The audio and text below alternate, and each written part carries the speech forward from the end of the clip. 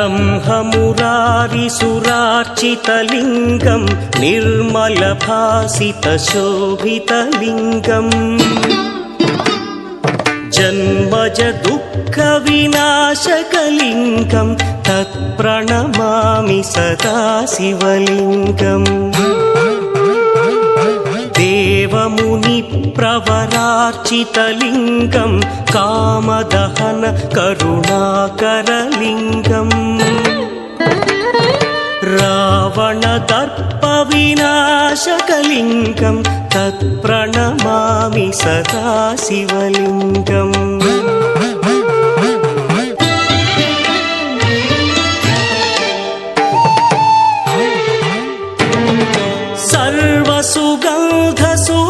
सर्वसुगन्धसुलेपितलिङ्गं बुद्धिविवर्धनकारणलिङ्गं सिद्धसुरासुरवन्दितलिङ्गं तत्प्रणमामि सदा शिवलिङ्गं कनकमहामणिभूषितलिङ्गं फणिपरिवेष्टितशोभितलिङ्गम् दक्षसुयज्ञविनाशकलिङ्गं तत्प्रणमामि सदा शिवलिङ्गम् कुङ्कुमचन्दनलेपितलिङ्गं पङ्कजहार सुशोभितलिङ्गम् सञ्चितपापविनाशकलिङ्गं तत्प्रणमामि सदा शिवलिङ्गम्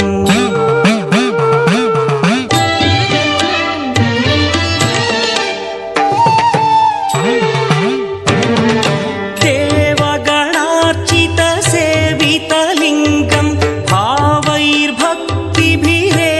च लिङ्गं दिनकरकोटिप्रभाकरलिङ्गं तत्प्रणमामि सदा शिवलिङ्गम् अष्टदलोपरिवेष्टितलिङ्गं सर्वसमुद्भवकारणलिङ्गम् अष्टदरिद्रविनाशनलिङ्गं तत्प्रणमामि सदा शिवलिङ्गम् सुरगुरुसुरवरपूजितलिङ्गं सुरवनपुष्पसदार्चितलिङ्गम् परमपदं परमात्मकलिङ्गं तत्प्रणमामि सदा शिवलिङ्गम् त्रिदलं त्रिगुणाकारं त्रिनेत्रं च त्रियायुधं त्रिजन्मपापसंहारम् एकबिल्वं शिवार्पणम् त्रिशाखैः बिल्वपत्रैश्च अच्छिद्रैः कोमलैः शुभैः तव पूजां करिष्यामि एकबिल्वं शिवार्पणम् कोटिकन्या महादानं तिलपर्वतकोटयः काञ्चनं शैलदानेन एकबिल्वं शिवार्पणम् काशीक्षेत्रनिवासं च कालभैरवदर्शनम् प्रयागे माधवं दृष्ट्वा एकबिल्वं शिवार्पणम् इन्दुवारे व्रतं स्थित्वा निराहारो महेश्वरा नक्तं हौष्यामि देवेश एकबिल्वं शिवार्पणम् रामलिङ्गप्रतिष्ठा च वैवाहिककृतं तथा तटाकादि च सन्तानम् एकबिल्वं शिवार्पणम् अखण्डबिल्वपत्रं च आयुतं शिवपूजनम् कृतं नाम सहस्रेण एकबिल्वं शिवार्पणम् उमया सह देवेश नन्दिवाहनमेव च भस्मलेपन सर्वाङ्गम् एकबिल्वं शिवार्पणम् सालग्रामेषु विप्राणां तटाकं दशकूपयो यज्ञकोटिसहस्रस्य एकबिल्वं शिवार्पणम् दन्तिकोटिसहस्रेषु अश्वमेधशतक्रतौ कोटिकन्या महादानम् एकबिल्वं शिवार्पणम् बिल्वानां दर्शनं पुण्यं स्पर्शनं पापनाशनम् अघोरपापसंहारम् एकबिल्वं शिवार्पणम् सहस्रवेदपाठेषु ब्रह्मस्थापनमुच्यते अनेकव्रतकोटीनाम् एकबिल्वं शिवार्पणम् अन्नदानसहस्रेषु सहस्रोपनयनं तथा अनेकजन्मपापानि एकबिल्वं शिवार्पणम् बिल्वाष्टकमिदं पुण्यं यः पठेच्छिवसन्निधौ शिवलोकमवाप्नोति एकबिल्वं शिवार्पणम् प्रभुं प्राणनाथं विभुं विश्वनाथं जगन्नाथनाथं सदानन्दभाजम् भवद्भव्यभूतेश्वरं भूतनाथं शिवं शङ्करं शम्भुमीशानमीडे गणेरुण्डमालं तनौ सर्पजालं महाकालकालं गणेशादिपालम् जटाजूटगङ्गोत्तरं गैर्विशिष्यं शिवं शङ्करं शम्भुमीशानमीडे मुदामाकरं मण्डनं मण्डयन्तं महामण्डलं भस्मभूषाधरन्तम् अनादिं ह्यपारं महामोहमारं शिवं शङ्करं शम्भुमीशानमीडे वटाधो निवासं महाट्टाट्टहासं महापापनाशं सदा सुप्रकाशम् गिरीशं गणेशं सुरेशं महेशं शिवं शङ्करं शम्भुमीशानमीडे गिरीन्द्रात्मजा सङ्गृहीतार्धदेहं गिरौ संस्थितं सर्वदा पन्नगेहम् परब्रह्म ब्रह्मादिभिर्वन्द्यमानं शिवं शङ्करं शम्भुमीशानमीडे कपालं त्रिशूलं कराभ्यां दधानं पदाम्भोजनं राय कामं दधानम् बलिवर्धयानं सुराणां प्रधानं शिवं शङ्करं शम्भुमीशानमीडे शरच्चन्द्रगात्रं गणानौदपात्रं त्रिनेत्रं पवित्रं धनेशस्य मित्रम् अपर्णाकळत्रं सदा सच्चरित्रं शिवं शङ्करं शम्भुमीशानमीडे हरं सर्पहारं चिताभूविहारं भवं वेदसारं सदा निर्विकारम् श्मशाने वसन्तं मनोजं दहन्तं शिवं शङ्करं शम्भुमीशानमीडे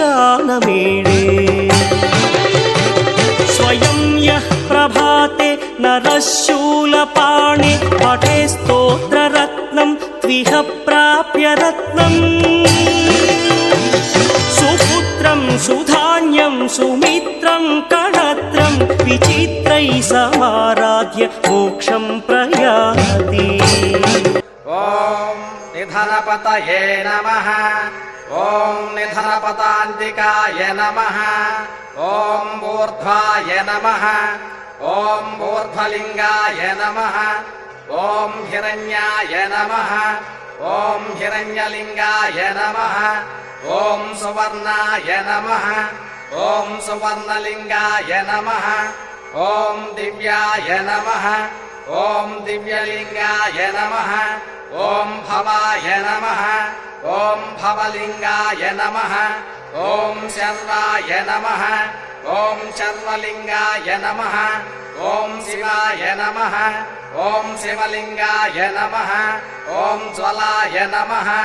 ॐ ज्वललिङ्गाय नमः ॐ आत्माय नमः ॐ आत्मलिङ्गाय नमः ॐ परमाय नमः ॐ परमलिङ्गाय नमः ॐ एतत् सोमस्य सूर्यस्य सर्वलिङ्गस्थापयति पाणिमन्त्रम् पवित्रम् ॐ शिवो महेश्वरः शम्भुः पिनाकेशशेखरः वामदेवो विरूपाक्षः कपर्दे नीललोहितः शङ्करः शूलपाणिश्च कट्वाङ्गी विष्णुवल्लभः शपिनी अम्बिकानाथः श्रीकण्ठो भक्तवत्सलः भवः सर्वस्त्रिलोकेशः शितिकण्ठः शिवाप्रियः उग्रः कपर्दे कामारी अन्धकारसूदनः गङ्गाधरो ललाटाक्षः कालकालः कृपानिधिः भीमः परुषहस्तश्च मृगपानिर्जटाधरः कैलासवासी कवची कठोरः त्रिपुरान्तकः वृषाङ्को वृषभारूढो भस्मोद्धूलितविग्रहः सामः प्रियः सर्वमयः त्रयमूर्तिरनीश्वरः सर्वज्ञः परमात्मा च सोमसूर्याग्निलोचनः अवीर्यमयः सोमः पञ्चवक्त्रः सदाशिवः विश्वेश्वरो वीरभद्रो गणनाथः प्रजापतिः हिरण्यरेता दुर्धर्षो गिरीशो गिरीशोनखः भुजङ्गभूषणो भर्गो गिरिधन्वा गिरिप्रियः कृत्तिवासः पुरारातिर्भगवान् प्रथमाधिपः मृत्युञ्जयः सूक्ष्मतनुर्जगद्व्यापी जगद्गुरुः व्योमकेशो महासेन जनकश्चारुविक्रमः रुद्रो भूतपतिर्स्थाणुरविर्गुञ्जुर्दिगम्बरः अष्टमूर्तिरनेकात्मा सात्विकः शुद्धविग्रहः शाश्वतः कण्डपरशुरजः पापविमोचनः रुडः पशुपतिर्देवो महादेवो व्ययो हरिः कोशदन्तभिर्व्यक्तो दक्षाध्वरहरो हरः भगनेत्रभिदव्यक्तः सहस्राक्षः सहस्रपातु अपवर्गप्रदोऽनन्तस्तारकः परमेश्वरः एवम् श्रीशिवदेवस्य नाम्नाम् अष्टोत्तरम् शतम् श्रीशिवाष्टोत्तरशतनामस्तोत्रम् सम्पूर्णम् श्रीदक्षिणामूर्तिस्तोत्रम् मन्दस्मितस्फुरितमुग्धमुखारविन्दकन्दर्पकोटिशतसुन्दर दिव्यमूर्तिम् आताम्रकोमलजटाघटितेन्दुलेखम् आलोकये वटतटीनिलयम् दयाळुम्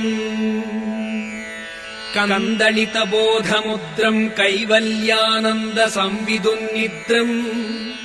कलये कञ्चन रुद्रम्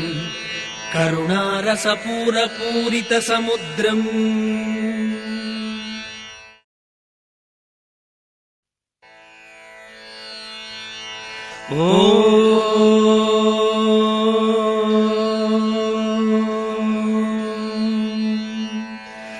जय देव महादेव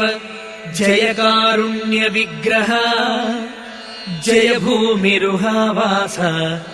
जय वीरासनस्थिता जय देव महादेव जय कारुण्यविग्रह जय भूमिरुहावास